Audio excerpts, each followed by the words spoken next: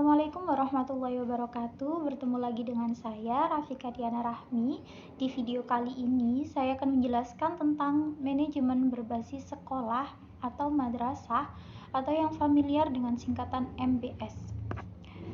Manajemen berbasis sekolah atau madrasah atau MBS sendiri adalah sebuah konsep manajemen pendidikan yang memberikan otonomi lebih luas kepada sekolah atau madrasah untuk mengelola seluruh sumber daya yang sesuai dengan potensi dan kebutuhan sekolah atau madrasah itu sendiri. Manajemen berbasis sekolah atau madrasah pastinya juga memiliki tujuan dan manfaat. Tujuannya yaitu meningkatkan efisiensi dan efektivitas pengelolaan pendidikan di tingkat sekolah atau madrasah. Jika ditinjau ulang dari definisi MBS tadi, memberdayakan sekolah melalui pemberian otonomi yang lebih luas kepada sekolah dan juga mendorong sekolah untuk selalu melakukan pengambilan keputusan secara partisipatif. Untuk manfaatnya sendiri, yaitu meningkatkan partisipasi masyarakat, transparansi, akuntabilitas, serta responsif terhadap kebutuhan setempat.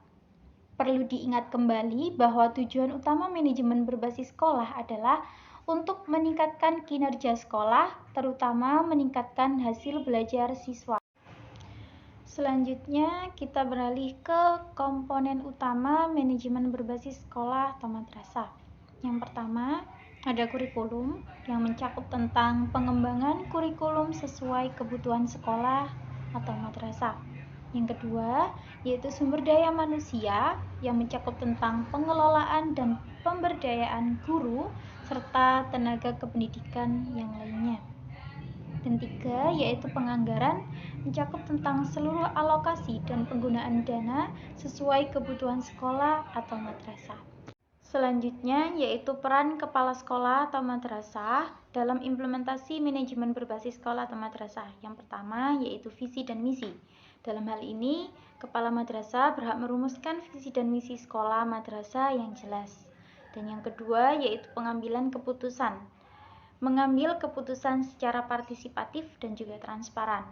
Dan yang ketiga, yaitu menjalankan kepemimpinan yang kuat dan efektif.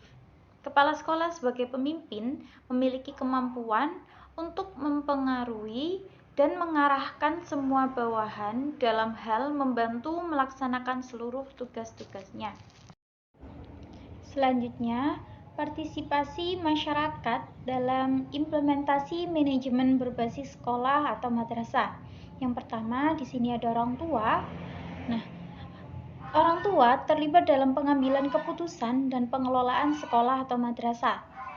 Keterlibatan orang tua dalam implementasi manajemen berbasis sekolah atau madrasah ini merupakan intervensi orang tua dalam mendidik anaknya sehingga ada kesamaan antara guru di sekolah dengan orang tua siswa di rumah.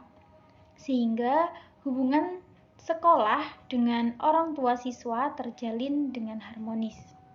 Yang kedua, yaitu dunia usaha, memberikan dukungan sumber daya dan kerjasama di berbagai program.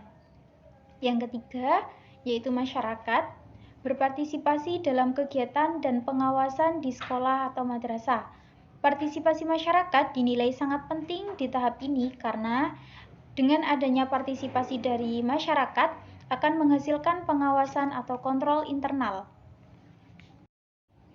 Tantangan dan kendala dalam implementasi manajemen berbasis sekolah atau madrasah.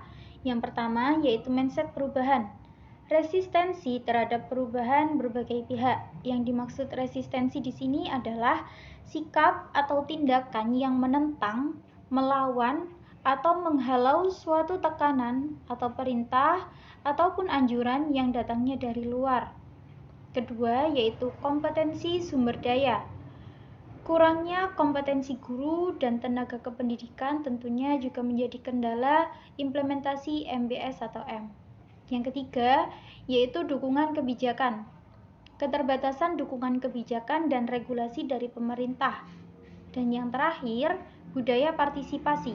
Rendahnya budaya partisipasi masyarakat dalam pengelolaan sekolah atau madrasah juga menjadi kendala implementasi manajemen pendidikan sekolah atau madrasah. Selanjutnya, dalam mengimplementasikan manajemen berbasis sekolah atau madrasah, pasti diperlukannya namanya strategi. Di sini akan kita bahas satu persatu strategi dalam mengimplementasikan manajemen berbasis sekolah atau madrasah. Baik, yang pertama pasti ada perencanaan. Dalam perencanaan akan dirumuskan visi, misi, dan tujuan sekolah atau madrasah secara partisipatif. Dan selanjutnya yaitu adanya pengorganisasian atau menetapkan struktur organisasi dan tugas-tugas secara jelas. Selanjutnya yaitu adanya pelaksanaan, yaitu mengimplementasikan program dan kegiatan sesuai dengan perencanaan. Dan yang terakhir yaitu adanya evaluasi. Dalam hal ini akan dilakukan evaluasi secara berkala untuk perbaikan berkelanjutan.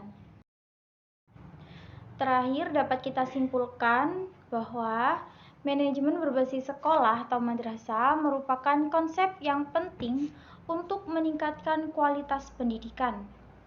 Implementasinya membutuhkan komitmen dan kolaborasi dari semua pemangku kepentingan.